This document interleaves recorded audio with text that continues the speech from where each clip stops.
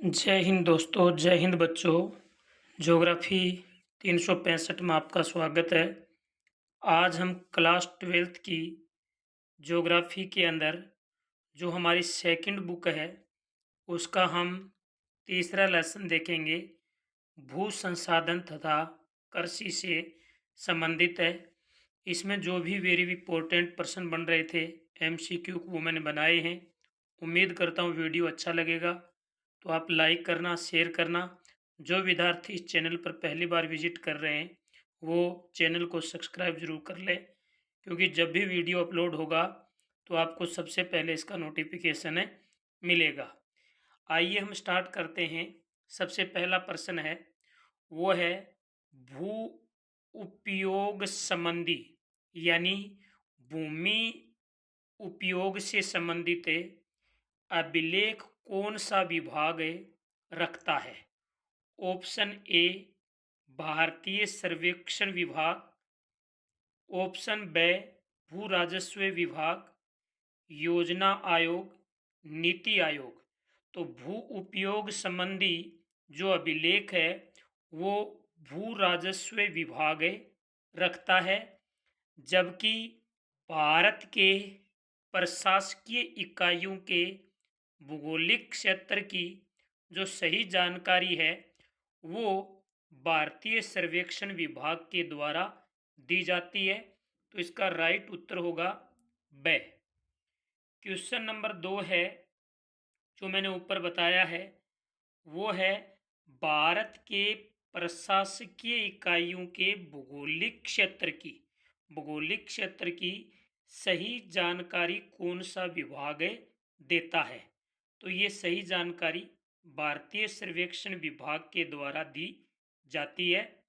Question number 3 है, भू राजस्व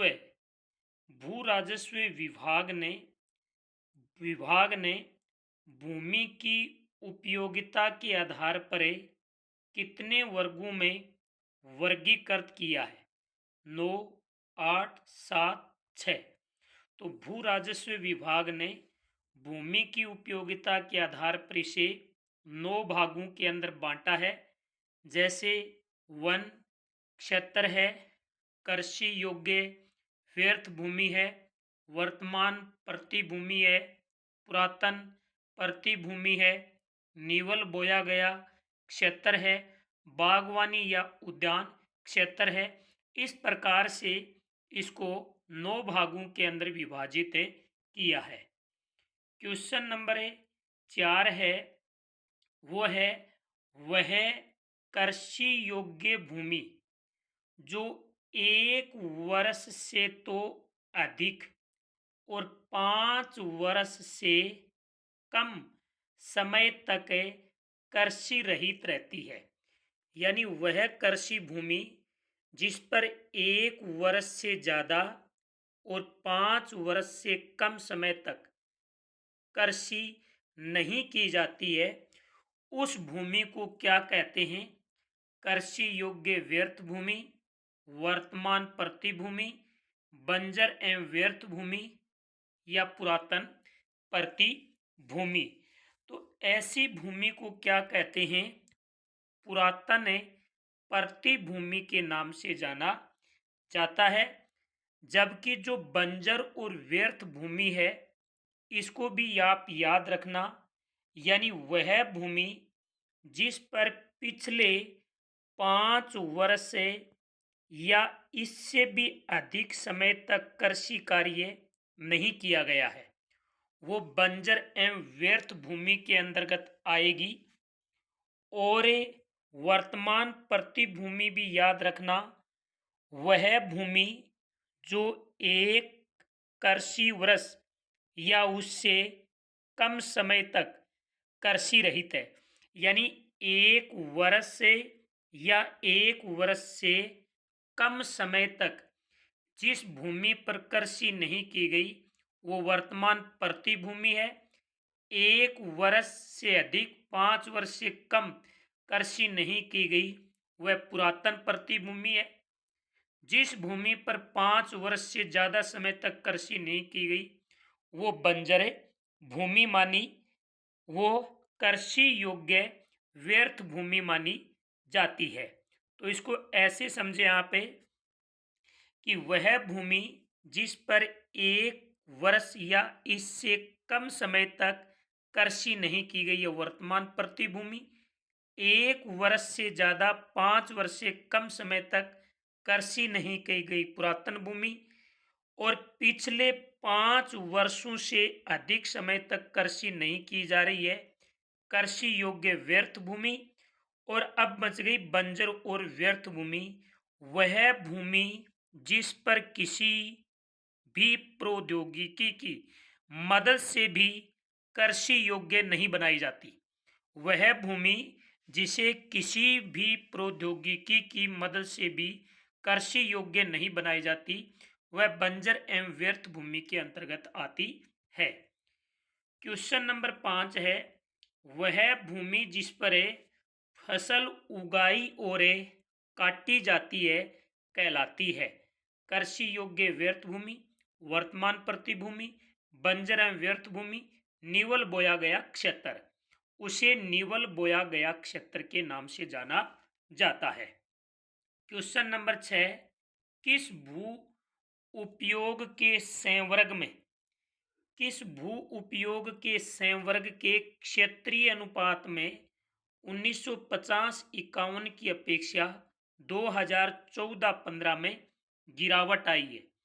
बंजर भूमि में भी गिरावट आई है, कृषि योग्य व्यर्थ भूमि में भी गिरावट आई है, और जो प्रतिभूमि है इस प्रतिभूमि में भी गिरावट आई है, और जो चारागाह एवं एवं उद्यान जो कृषि है इसमें भी क्या आई है?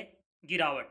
तो ये 4 वो संवर्ग हैं जिसके अंदर 1950-51 की अपेक्षा 2014-15 में गिरावट आई है।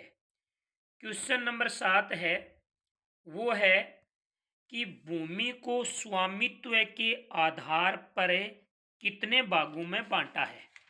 2, 3, 4, 5। तो देखिए भूमि को स्वामित्व के आधार पर 2 भागों के अंदर बांटा है, और वो 2 भाग हैं, एक तो होती है निजी भू संपत्ति और एक होती है साझा संपत्ति। इनके बाद में क्वेश्चन नंबर 8 है और 9 दोनों ही क्वेश्चन है माध्यमिक शिक्षा बोर्ड ने पूछे हैं। प्रश्न है कि खरीफ की फसल है, तो सबसे पहले मैं आपको बता दूं कि ये जो जो फसल ऋतुएं हैं इनके 3 प्रकार हैं। पहली है खरीफ की फसल, दूसरी रबी की, तीसरी जायद की। ये जो फसल है जिसको अभी काटा जा रहा है, आप समझ जाना अब जिस फसल को काटा जा रहा है वो सारी इसी में आएंगी, और अब जिस फसल को बोया जाएगा वो सारी रबी में आएंगी। तो जो जो चना है इसको हम वर्तमान के अंदर बो रहे हैं, सरसों को भी वर्तमान में बो रहे हैं, गेहूं को वर्तमान में बो रहे हैं। इसका मतलब ये तीनों की तीनों रबी की फसल है, और जो चावल है वो इसका सही उत्तर है। क्वेश्चन नंबर 9, रबी की फसल है, तो जो चावल को वर्तमान में काटा जा रहा है, बाजरा को वर्तमान में काटा जा रहा है, कपास को वर्तमान में काटा जा रहा है। इसका मतलब जिसको वर्तमान में काटा जा रहा है वो सारी की सारी खरीफ की फसलें हैं, और जो सरसों को वर्तमान के अंदर बोया जा रहा है तो ये किसकी फसल है? रबी की फसल है। क्वेश्चन नंबर 10 है कि कपास के उत्पादन में भारत का विश्व में कौन सा स्थान है? दूसरा, तीसरा, चौथा, पांचवा। तो देखिए कपास उत्पादन में यदि आपको पूछे तो भारत का दूसरा स्थान है, और यदि अनाज उत्पादन में पूछे तो भारत का तीसरा स्थान है। पहला अमेरिका का, दूसरा चीन का है, इसके बाद अनाज उत्पादन में भारत का तीसरा है। और यदि चावल उत्पादन के अंदर पूछे तो चीन के बाद भारत का दूसरा स्थान माना जाता है। भारत के कुल बोए गए क्षेत्र के 1/4 भाग पर चावल की कृषि की जाती है। और यदि कपास के बारे में पूछे तो चीन के बाद भारत का दूसरा स्थान है। और चाय के बारे में पूछे तो चीन के बाद भारत का दूसरा स्थान है। यानी कपास, चावल, चाय, इनके उत्पादन में भारत दूसरा स्थान है रखता है। और कॉफी उत्पादन में 8वां स्थान भारत का है और पहला स्थान ब्राजील का माना जाता है। इनके बाद में क्वेश्चन नंबर 11 है, भारत में सर्वाधिक ज्वार उत्पादक राज्य है। तो देखिए ज्वार का सर्वाधिक उत्पादन कहाँ होता है? महाराष्ट्र, एमपी, कर्नाटक, आंध्र प्रदेश। यानी ज्वार का सर्वाधिक उत्पादन महाराष्ट्र में होता है और महाराष्ट्र अकेला आधे से ज्यादा ज्वार का उत्पादन करता है। देश में जितना ज्वार का उत्पादन होता है उसका आधे से ज्यादा अकेला महाराष्ट्र करता है। जबकि चावल उत्पादन में पश्चिमी बंगाल का पहला स्थान है, गेहूं उत्पादन में उत्तर प्रदेश का है और बाजरा उत्पादन में महाराष्ट्र का है, मक्का उत्पादन में कर्नाटक का, मूंगफली उत्पादन में गुजरात का, सोयाबीन उत्पादन में मध्य प्रदेश का और कपास उत्पादन में गुजरात का और जूट उत्पादन में पश्चिमी बंगाल का पहला स्थान है। इनकी विस्तृत व्याख्या भी याद रखना, आसपास से प्रश्न पूछे जा सकते हैं। अमन, ओस, बोरो क्या है? यानी ये कॉफी की किस्में हैं, चावल की किस्में हैं, चाय की किस्में हैं या कपास की किस्में। तो अमन, ओस, बोरो ये पश्चिमी बंगाल के अंदर चावल की किस्में हैं। पश्चिमी बंगाल के अंदर चावल की 3 किस्में हैं, अमन, ओस और बोरो। अगला है सूरजमुखी है। तो देखिए सूरजमुखी क्या है। सबसे पहले तो मैं आपको बता दूं कि जैसे सूरजमुखी है वो क्या है, एक तिलहन फसल है। चाहे मूंगफली हो, तोरिया हो, सरसों हो, सोयाबीन हो या सूरजमुखी हो, ये तिलहन फसलों के अंतर्गत आती हैं। दलहन फसलें होती हैं, उसमें मूंग, मोठ, चना, अरहर आता है। और जो मोटे अनाज वाली फसलें होती हैं उसमें ज्वार, बाजरा, मक्का, रागी आती हैं। और जो खाद्यान्न फसलें होती हैं उसमें चावल, गेहूं, मक्का, बाजरा आदि आता है। प्रश्न नंबर 14 है, कौन से राज्य पारंपरिक रूप से चावल उत्पादक राज्य नहीं है? पंजाब, हरियाणा, उत्तर प्रदेश, बिहार, महाराष्ट्र, गुजरात, उपयुक्त सभी। देखिए पंजाब और हरियाणा ये 2 ऐसे राज्य हैं, भले ही वर्तमान में यहाँ पर चावल का अच्छा उत्पादन हो रहा होगा लेकिन ये चावल के पारंपरिक के उत्पादक राज्य नहीं है। ये सब कुछ यहाँ पर हरित क्रांति जो एम.एस. स्वामीनाथन भारत में लेके आया था उसकी बदौलत ही यहाँ पर चावल का अच्छा उत्पादन होने लगा है। क्वेश्चन नंबर 15, भारतीय कृषि की समस्या है। तो अनियमित मानसून की समस्या भी है, कम उत्पादन की समस्या भी है, भूमि सुधार की समस्या भी है और भू निम्नीकरण की भी समस्या है। इसका मतलब ये चारों ही भारतीय कृषि की समस्या है। भारतीय कृषि की समस्याओं का एक बड़ा प्रश्न माध्यमिक शिक्षा बोर्ड द्वारा पूछा जा चुका है, अब की बार भी पूछा जा सकता है। तो आप इनके अंदर जो 8-9 समस्या है उनको याद करना। 16 नंबर क्वेश्चन है, अरेबिका, रोबस्ता, लिबेरिका क्या है? जिस प्रकार से अमन अमन ओस बोरो पश्चिमी बंगाल में चावल की किस्में थी, तो यहाँ पर आपको क्या पूछा है? Arabica, robusta, liberica. ये क्या हैं? ये हैं कॉफ़ी की किस्में। क्या हैं? कॉफ़ी की किस्में हैं। और भारत में उत्तम किस्म की जो कॉफ़ी का उत्पादन होता है वो अरेबिका का होता है। तो इसमें ए ऑप्शन सही है और भारत में अरेबिका नामक कॉफ़ी का उत्पादन किया जाता है। अगला क्वेश्चन नंबर 17, भारत में सर्वप्रथम चाय की खेती कहाँ की गई? असम की ब्रह्मपुत्र घाटी, दार्जिलिंग, नीलगिरी पहाड़ी, जलपाईगुड़ी। अब देखिए, यानी भारत में सर्वप्रथम चाय की खेती असम की ब्रह्मपुत्र घाटी के अंदर 1840 के अंदर की गई थी। जबकि दार्जिलिंग है, जलपाईगुड़ी है, कूच बिहार है, ये आपके यानी ये भी चाय उत्पादक क्षेत्र हैं पश्चिमी बंगाल के, असम के आसपास के क्षेत्र के।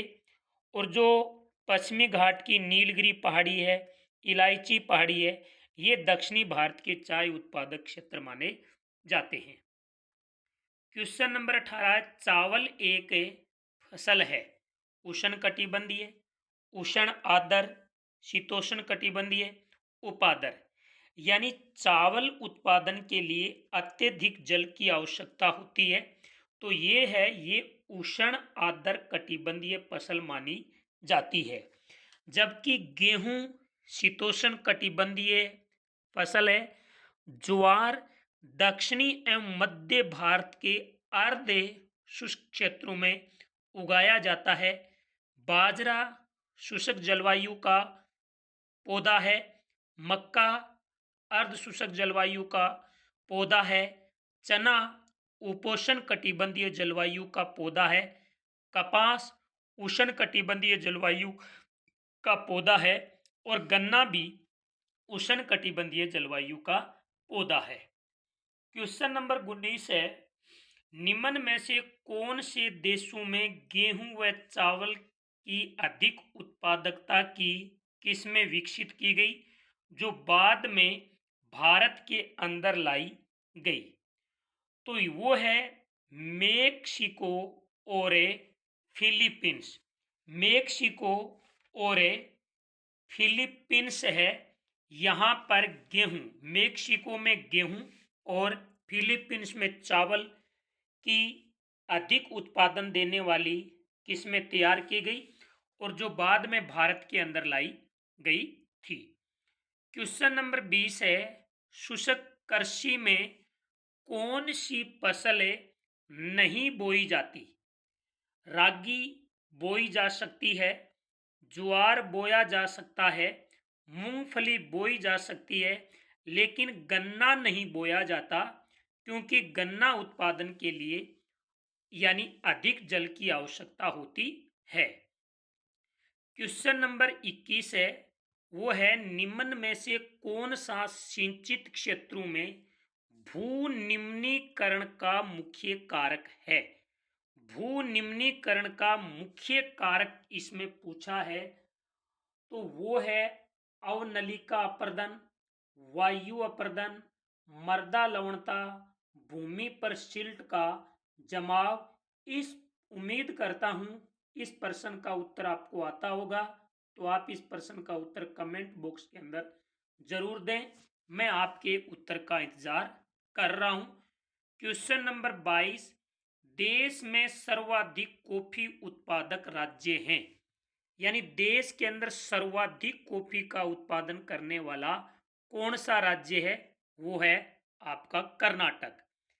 अगला प्रश्न है, चाय की पत्तियों में पाया जाता है एल्कोहल नहीं पाया जाता, कैफीन पाया जाता है, टेनिन पाया जाता है। तो इसमें ब और स ऑप्शन दोनों ही क्या है? सही है। क्वेश्चन नंबर 24 है, भारत में कृषि क्षेत्र का कितना भाग सिंचित है? 1/2 तिहाई, एक चौथाई, एक तिहाई, इनमें से कोई नहीं। तो भारत में कृषि क्षेत्र का कितना भाग सिंचित है, इसका उत्तर भी आप कमेंट बॉक्स में जरूर दें। और यदि नहीं आता है तो इसका उत्तर अगले वीडियो के अंदर मैं आपको जरूर बताऊंगा। उम्मीद करता हूं आप उत्तर जल्दी देंगे। अगला क्वेश्चन है, भारतीय कृषि के दो जुड़वा संकट हैं। दो जुड़वा संकट हैं, वो सूखा और बाढ़ है। सूखा और बाढ़ दो भारतीय कृषि के प्रमुख संकट हैं। अगला प्रश्न है, वो है हमारा, वो है देश विभाजन के समय, देश विभाजन के समय, देश विभाजन के समय लगभग कितनी सिंचित भूमि पाकिस्तान में चली गई थी। तो जब 1947 को देश का विभाजन हुआ था, उस समय देश की कितनी प्रतिशत भूमि है वो पाकिस्तान में चली गई। तो आज के इस वीडियो में 3 प्रश्नों के उत्तर का मैं इंतजार कर रहा हूं। उम्मीद करता हूं आपकी अच्छी तैयारी होगी, तो इनके उत्तर दें, अन्यथा अगले वीडियो में इसके उत्तर आपको बताए जाएंगे। अगला है, आर्द्रता के प्रमुख स्रोतों के आधार पर कृषि के प्रकार हैं। यानी आर्द्रता के आधार पर कृषि के प्रकार। तो आर्द्रता के आधार पर एक तो सिंचित कृषि होती है, एक वर्षा निर्भर कृषि होती है। इसका मतलब इसमें ए और बे ऑप्शन है वो बिल्कुल सही है। दो भागों में इनको बांटा है। अगला, भारत की अधिकांश जनसंख्या का मुख्य भोजन है। यहां पर लगभग बच्चे उत्तर देंगे गेहूं है। गेहूं भारत का दूसरा मुख्य भोजन है। चावल भारत का पहला प्रमुख भोजन माना जाता है। तो भारत की अधिकांश जनसंख्या का मुख्य भोजन चावल है। दूसरा पूछे तो आपको गेहूं करना है। अगला प्रश्न है, एकल यानी अकेली, मिश्रित यानी अन्यों के साथ कौन सी फसल बोई जाती है। चावल एकल है, गन्ना एकल है, चाय एकल है, लेकिन बाजरा को आप अकेला भी बो सकते हैं और मूंग मोठ ग्वार के साथ भी इनको बोया जा सकता है। अगला है 30 नंबर प्रश्न कि खाद्यान्न व चारा फसल है। तो इसमें जो मक्का है ये दोनों प्रकार की फसल है। मक्का है वो खाद्यान्न फसल भी है और चारा फसल भी मानी जाती है। लास्ट क्वेश्चन है आज का कि प्रोटीन का मुख्य स्रोत है। तो यानी जो प्रोटीन का मुख्य स्रोत है वो है दाल। दाल है वो प्रोटीन का मुख्य स्रोत है। देश की दूसरी प्रमुख दाल फसल है वो है अरहर। अरहर देश की दूसरी प्रमुख दाल फसल है। अगला क्वेश्चन है, रेशेदार फसल है। तो इसमें कपास और जूट दोनों ही क्या हैं, रेशेदार फसलें हैं, जिनका सर्वाधिक उत्पादन पश्चिमी बंगाल के अंदर किया जाता है। अगला क्वेश्चन है, अमेरिकन कपास को भारत के उत्तरी पश्चिमी भागों में क्या कहा जाता है। तो अमेरिकन जो कपास है इसको भारत के उत्तरी पश्चिमी भागों में नरमा कहा जाता है, नरमा कहा जाता है। अगला लास्ट क्वेश्चन है शायद ये, वो है विश्व में सर्वाधिक गन्ना उत्पादक राज्य है। वो ऊपर मैंने बताया था ब्राजील है। और अगला है आपका, वो है, सॉरी स्किप हो गया,